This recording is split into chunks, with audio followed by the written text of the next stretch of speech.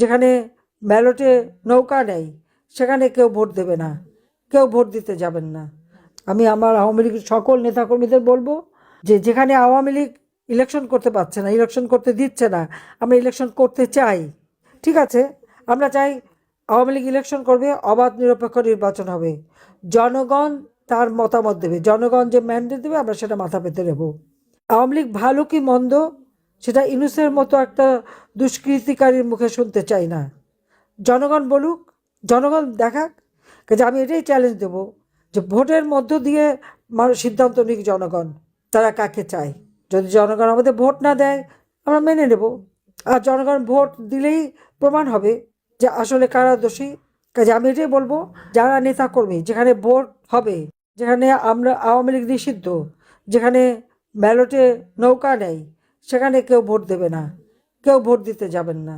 আমি জানি চাপ দিচ্ছে, কারণ জনগণের স্বাধীন চিন্তার কোনো অধিকার ইউনূসের আমলে নাই। গুন্ডা বদমাইশির চাপ দিয়েই সে সব কিছু দখল করতে চায়, জঙ্গি সন্ত্রাসী দিয়েই তারা সব কিছু দখল করতে চায়। কাজে এখানে যে যেভাবে পারেন আপনারা ভোট কেন্দ্রে বিরত থাকবেন, কেউ ভোট দিতে যাবেন না। এটাই হচ্ছে আমার নির্দেশ সকলের কাছে। আর জনগণের প্রতিরোধ গড়ে তুলতে হবে, এটাই বড় কথা। কারণ এটা কোনো বৈধ নির্বাচনও না, কারণ ইউনূস বৈধ সরকার না, তার নির্বাচন দেওয়ার কোনো অধিকার নাই।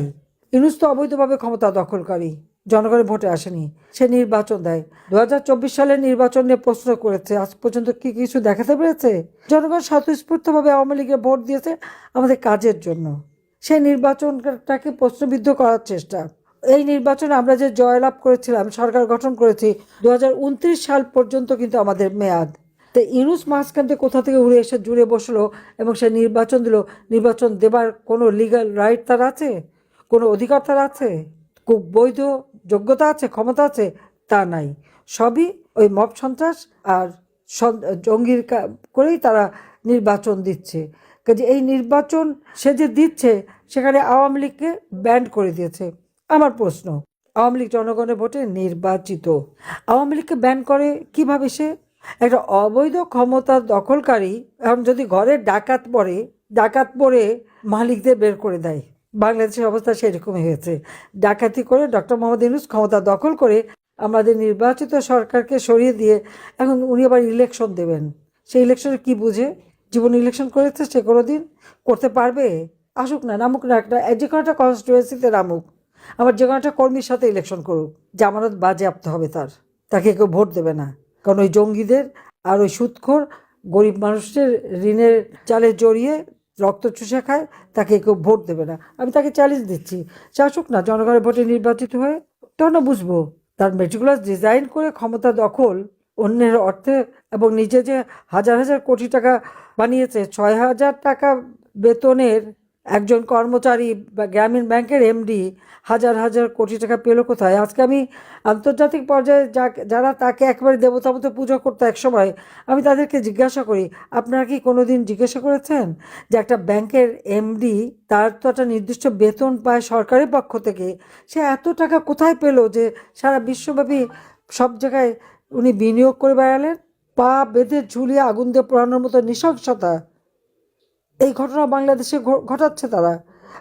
প্রকাশ্য দিবলোকে কুপিয়ে কুপিয়ে মানুষ হত্যা করে দিচ্ছে।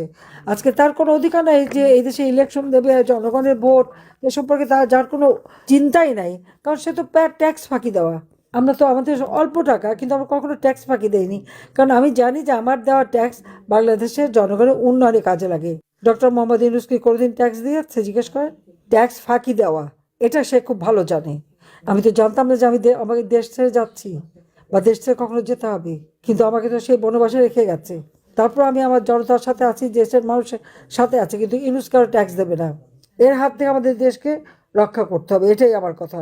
এখন বলে আইনে আছে কোনো মানুষকে হত্যা করলে বা কোনো স্থাপনা ধ্বংস করলে তার বিচার হবে।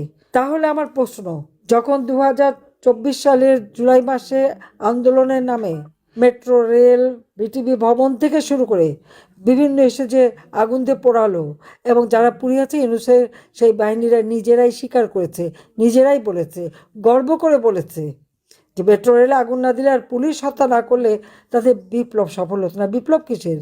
মেটিকুলাস ডিজাইনের মাধ্যমে ষড়যন্ত্র যেটা করে সেটাকে বিপ্লব বলে না। কাজে অপরাধীদের নিয়েই তার যাত্রা, অপরাধী নিয়ে চলা, জঙ্গি সন্ত্রাসীদের নিয়েই তার চলা, এটা হলো বড় কথা। কাজে এই অবস্থা থেকে দেশকে মুক্ত করতে হবে এবং সকলকে ঐক্যবদ্ধ থাকতে হবে। ইনশাল্লাহ এই অন্ধকার কেটে যাবে, আবার নতুন সূর্য উদিত হবে, বাংলাদেশের মানুষ আবার মাথা উঁচু করে বিশ্ব দরবারে চলবে, সেদিন খুব বেশি দূরে না। আমি আছি আপনাদের পাশে, যতক্ষণ বেঁচে আছি আপনাদের সাথেই আছি, বাংলার জনগণের সাথে আছি। সবাই ভালো থাকেন, সুস্থ থাকেন। খোদা হাফেজ। জয় বাংলা, জয় বঙ্গবন্ধু। বাংলাদেশ চিরজীবী হোক।